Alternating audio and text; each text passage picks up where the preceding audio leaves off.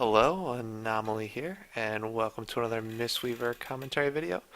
Today we'll be talking about Heroic Fallen Avatar in the Tomb of Sargeras. It's a little bit of a longer fight than some of the other ones we've talked about, so let's jump right in. This is essentially a two-phase fight with a weird little ad. They don't really do much of it, and you kind of stay very spread out. So I think we talked about this really early on in Tomb. This is one of the fights where Chi versus Fresh and Jadewen kind of it was kind of a choice. I went with Chi primarily because a large majority of this fight is in this what we're calling phase one here, where you do spend a lot of time spread out. However, phase two, once you drop down, super there is a lot of usage of Fresh and Jadewen there, since you're all kind of grouped up. So, but for the most part, this fight is I think like a really good. I like it as a Mistweaver because it kind of combines like there's a ton of movement in and out. People are spread out, which is why I picked Chi at least for this phase over Refreshing Jadewen. And you kind of get a lot of use out of the Essence Font on the move. Like as you can see there, after the explosion, you can like essentially roll in Essence Font and then keep running around, hitting as many people as you can, chase hots afterwards. Same thing with the kind of the debuff that puts little explosions chase after you. You get the chance to roll and kind of get away, it makes it slightly easier. So in general, I think this is a pretty good Mistweaver fight. I would say my positioning on it is really bad for the most part, just because this is kind of just still really feeling out the fight in this case. But I think you can kind of position yourself with most of the melee, or just at least closer to melee, and get a lot of use. So I will say that this is a 100% a diffuse magic fight just because of that phase. And kind of this damage too, you can again get a ton of use out of it. I don't think I use diffuse enough. I think that's one of the things um, that potentially I can be better at, and just in general. I use diffuse there for the explosion. I think it's much better to use it when you get the debuff and you're kind of running away. I haven't tested this, but you might actually be able to pop diffuse and just tank a bunch of hits, not have to move, which is kind of what you want to see. So. There we go, another use of Essence Font into Velens at this point. You get to run around a lot. Very, very helpful. Um, very nice from a a general healing perspective, right? Being able to heal on the move is something that now with Essence Font, monks get to do a lot of. So you can see casting some just non-buffed Vivifies here. I don't know if that's the right choice. I mean, in general, my mana stays fairly or pretty well through the majority of the fight.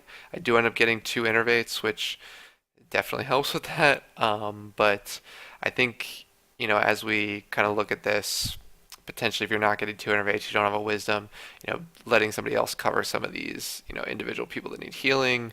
Um, you can do it without using an unbuff Vivify. So here I get Innervate as debuff goes out, and as this raid damage is about to hit, terrible place for me to call for innervate. I'm responsible for calling for innervates. As a healer, if you need innervate, you're also responsible. There's a nice little repair there. As a healer, you're responsible for calling for innervates. Just make sure you know the damage that's coming up, and that was not a good innervate on my part. It's mostly wasted. So back into kind of the rhythm. The ad is fairly low. Boss is pretty low too. So we're doing pretty well. I don't actually have the boss targeted. I can't see their energy. Assuming it's getting close to being done. I believe we ended up kind of killing the ad a little bit before the boss went to 100% energy. So here I kind of position myself off in the corner for the AoE stuff, just so I'm not overwriting anyone and just dodging Shadow Blades as they go out. So use my Shaylun's gifts. Keep that. I think at this fight, like, um, I don't know of a good spot to actually use Shayloons, like if there's anywhere you can set up, just because the little ads moving around, the raids in general moving around. So I would say that, just kind of use it at lower stacks, use it as kind of like a free kind of heal, get some mana regen off, things like that. And that's kind of how you want to use it. So definitely getting closer to the end of the fight here. The ad is almost dead. Our tanks are doing a great job of keeping the beam from hitting the boss. So Ad's gonna die here fairly shortly, and then we're gonna kind of get some extra damage on the boss, and then the boss will drop down into phase two. So This point just all about surviving. Here, like roll's extremely useful. I end up popping our defensive just 'cause I got kind of a shitty position. But you know, definitely use roll, use your movement abilities. It helps out a ton to get around this stuff. So we are taking down her shield, doing the soak, add dies. Boss is going to gain energy, and we're going to drop into phase two. So for the most part, I think I ended up getting what two GGs off at this point. Phase two starts. I'll get another one down in phase two. I really do feel that Chi might be the way to play here, but having only really killed this boss in normal that does 0 damage in heroic, um, I think with the way some strats are going to evolve, potentially doing some more grouping as a raid, refreshing, ends up being better. Will probably end up being better and probably be used on pretty much every fight in this instance. So.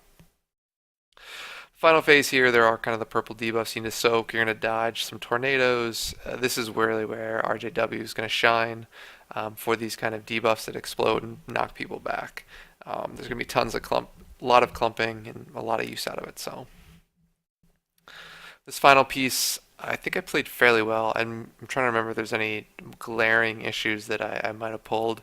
I think this is kind of the first time we got into this phase with everybody alive and us in a fairly good position. So here again, a use of Essence Font on the move. It's a beautiful spell. I did use Chi Burst under while under Innervate. Probably not the best use there, but I mean I have almost full mana in this phase. It's honestly ridiculous to be fair. Like the amount of like regen Innervate gives you, and just the amount of healing a monk can do now that you're not really mana capped anymore. I feel like.